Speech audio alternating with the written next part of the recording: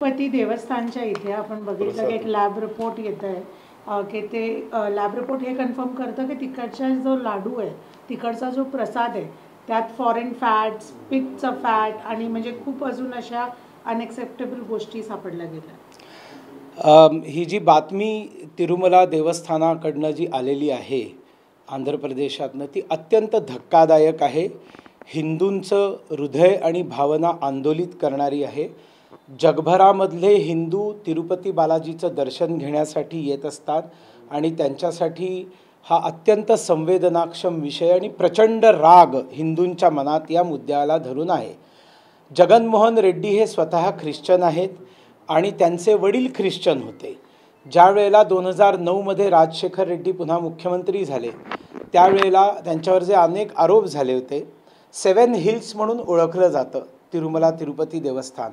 त्या 7 हिल्सपैकी 3 हिल्स पूर्णपणे चर्चला त्यांनी देऊन टाकल्या। त्याच्यावर चर्चेस बनले, ख्रिश्चन मिशनऱ्यांच्या इन्स्टिट्यूट्स बनल्या।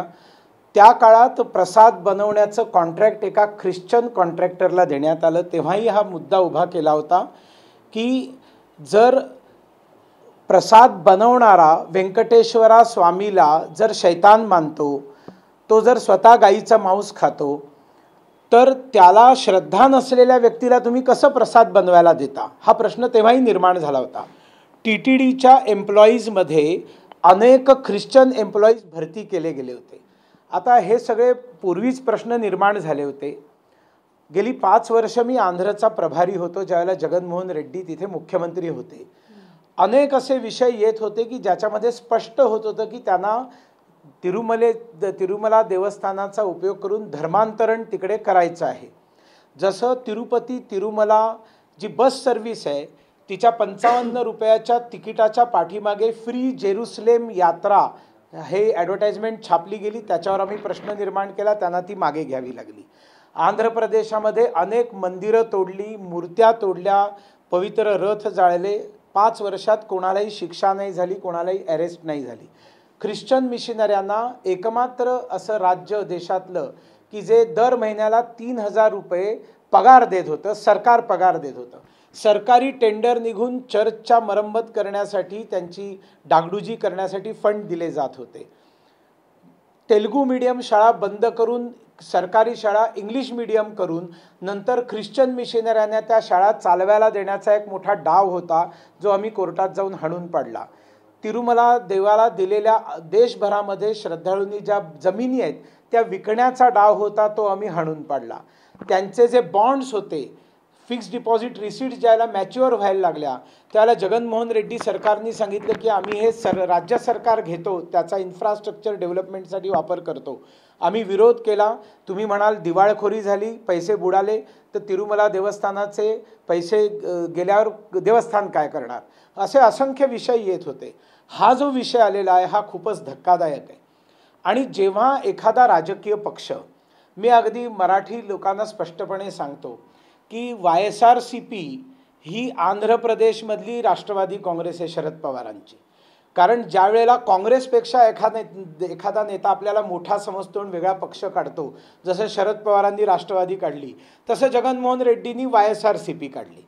आणि सरकारमध्ये आल्यानंतर ख्रिश्चन मिशनरी, जिहादी मुसलमान या आणि जे अर्बन नक्षल यांच्या समर्थनावर ज्यावेळेला एखादं सरकार येतं त्यावेळेला त्या फोर्सेसच्या षडयंत्राला ते बळी पडतं आणि अपीजमेंट पॉलिसी त्यांची असते आणि त्याच्यामुळे अशा प्रकारच्या दुर्घटना घडतात।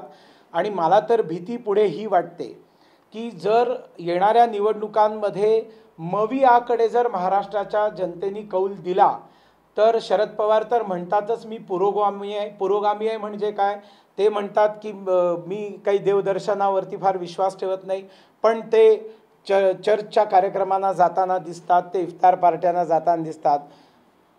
उद्धव ठाकरे जे कट्टर हिंदुत्वनिष्ठ एकेकाळी होते ते आता पूर्णपणे मुस्लिम मतांच्या लांगुल चालनात लागलेले आहेत। आणि काँग्रेसचे राहुल गांधी तर आपण पाहतोच आहोत किती हिंदुत्वाच्या विरोधात जगभर बोलत फिरतायत।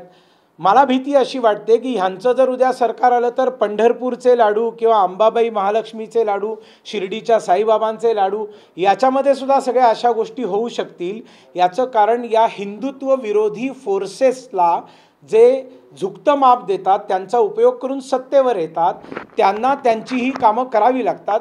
आंध्र प्रदेशची घटना ही एक लहानशी घटना नाही आहे, हे एका मोठ्या षडयंत्राचा हा हिस्सा आहे आणि हे अँटी हिंदू षडयंत्र आहे. हिंदू समाजाने जागृत झालं पाहिजे आणि चंद्राबाबू नायडूंनी आणि उपमुख्यमंत्री पवन कल्याण यांनी याच्यावरती अत्यंत कठोर कारवाई करून हे बघितलं पाहिजे की सगळ्यात जास्त कठोर शिक्षा जगनमोहन रेड्डी यांना होईल. तुम्ही म्हणता जगनमोहन रेड्डी ख्रिश्चन आहेत, ते पॉलिटिकली मोटिवेटेड मूव आहे भाजपकडून किंवा चंद्रबाबू नायडू कडून या सरकारला ओव्हरटर्न करण्यासाठी. काँग्रेसने म्हटलंय की तो खोटा रिपोर्ट आहे आणि पोलरायझिंग पॉलिटिक्स करते. पवन खेडांनी असं म्हटलंय. असं आहे, आंध्र प्रदेशात आता कुठल्याही निवडणुका नाही आहेत. आंध्र प्रदेशमध्ये आत्ताच विधानसभाच्या निवडणुका होऊन गेलेल्या आहेत. ज्या विधानसभा निवडणुकांना 4.5 वर्ष बाकी आहेत, तिथे अशा प्रकारचं राजकारण करून चंद्राबाबू नायडूंना काय मिळणार आहे? अशा प्रकारचं राजकारणच करायचं असतं तर निवडणुकींच्या तोंडावर केलं जातं. त्याच्यामुळे हा आरोप खोटा आहे. आणि YSRCPच्या काही प्रवक्त्यांनी असं म्हटलं की जगनमोहन रेड्डी ख्रिश्चन आहेत म्हणून त्यांच्यावर हा आरोप करतायत. तर माझा एक खूप मोठा प्रश्न आहे मग याच्यावर, कारण तिरुपती देवस्थान एक असं देवस्थान आहे जिथे अहिंदू अंडरटेकिंग साईन केल्याशिवाय दर्शन करू शकत नाही. जोपर्यंत तो हे मानत नाही कागदावर सही करून की माझा या देवावर विश्वास आहे, त्याला देवदर्शन करण्याची परवानगी नाही आहे. ज्यावेळेला APJ अब्दुल कलामजी माननीय राष्ट्रपती होते, त्यांनी देखील दर्शनाला जाण्यापूर्वी सही केली होती. मग 5 वर्ष जगनमोहन रेड्डी सर्रास तिरुपतीच्या दर्शनाला सही न करता जात होते आणि जर YSR काँग्रेस म्हणते की ते ख्रिश्चन आहेत तर त्यांनी तर 5 वर्ष अपमान केलेला आहे. त्यांनी 5 वर्ष त्या TTDच्या कायद्याचं उल्लंघन केलेलं आहे आणि त्याच्यामुळे हे राजकीय षडयंत्र नसून आता सत्य बाहेर पडल्यामुळे या सगळ्यांचे नरकाश्रू आपल्याला बघायला मिळतात. तुम्ही म्हणताय तुम्ही रेड्डी यांच्यावर गंभीर आरोप करताय सुनीलजी, पण ज्या वेळेला ते म्हणजे सत्तेत होते त्यावेळेला तुम्ही म्हणजे त्यांचा पाठिंबा तुम्ही घेतलेला होता.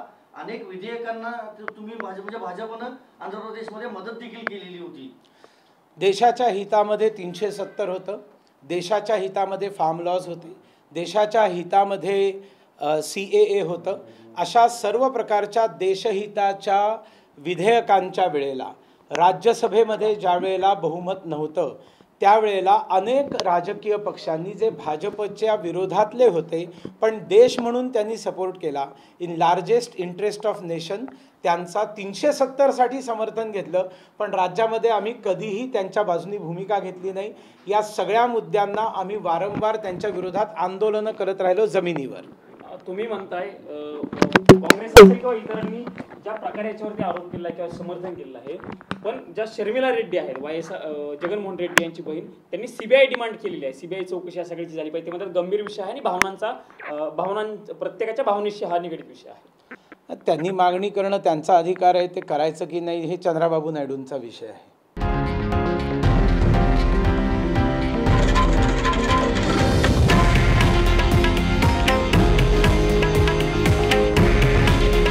हे आहे देशातील नंबर 1 न्यूज नेटवर्क आणि आपण पाहत आहात TV9 मराठी. काळजी तुमची, हित महाराष्ट्राचं.